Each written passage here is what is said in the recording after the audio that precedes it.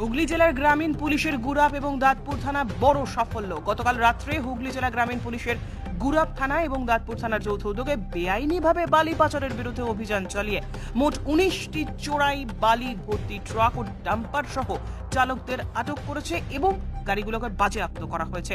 উক্ত গাড়ির চালকদের বিরুদ্ধে পুলিশ নির্দিষ্ট ধারায় অভিযোগ দায়ের করেছে। আজ বৃহস্পতিবার তাদেরকে চুঁচুড়া আদালতে হাজির করানো হবে।